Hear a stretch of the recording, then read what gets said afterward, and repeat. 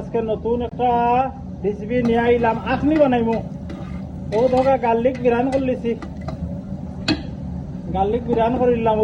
ও ধোকা জ্বালাইছি, কোথা আছে পেঁয়াজ রসুন কোথা,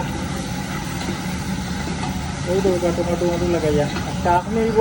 ও বিরান করলিছি, পেঁয়াজ কলতাও ছাড়িলাম, মিটটা ছাড়িলাম। জাল হইব প্রায় আধা ঘন্টা।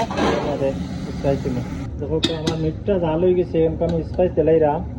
ও দরকা সামান্য হলদি পাউডার দিলাম, সামান্য মিক্স পাউডার দিলাম, সামান্য চিলি পাউডার দিলাম।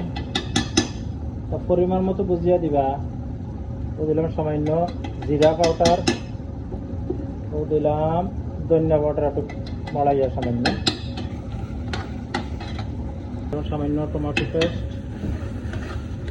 দিলাম স্পাইস। এগুলো আমি রাইসটা ছাড়িয়ে দিব, একটা জাল খাইও, একটা জাল খাইতে স্পাইসে স্পাইস রে বালাইলা কষাইবা।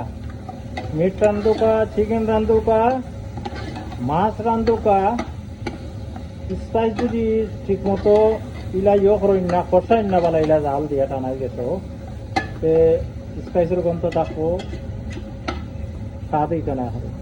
আমি রাইসটা ছাড়াই দিব, আর কারি হয়ে গেছে কষানি।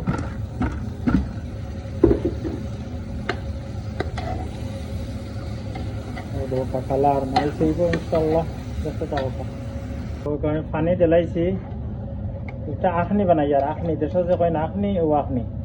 পানি দিলাইছি, স্পাইস দিলাইছি, স্পাইসটা খুব বেশি থাকে আখনি বানাইলে, বিরিয়ানি নাই। আর এটা বুনা খিচুড়িও নাই, তৈলগি আখনি। ওটা পানি দিছি, পানির নিয়ম আধা চামচ পরিমাণ থাকতো পানি। ও ধোকা রাইস ছাড়ার পরে ও ধোকা ওই আইছে,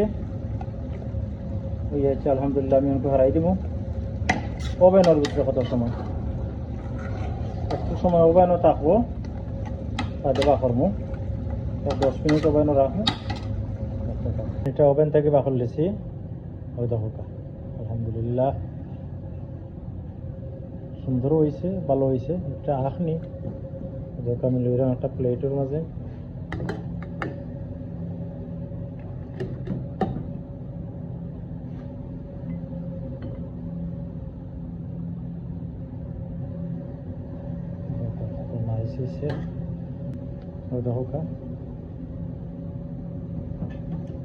ওলা বানাইয়া খাইবা ইনশাল্লাহ, ভালো হইব, স্বাদ হইব।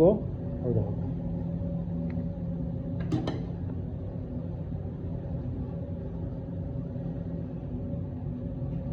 টেস্টি হইব ইনশাল্লাহ। দেখতে দেখা যাক কালার লাগা কোথায়, টেস্টি হয়েছে আলহামদুলিল্লাহ।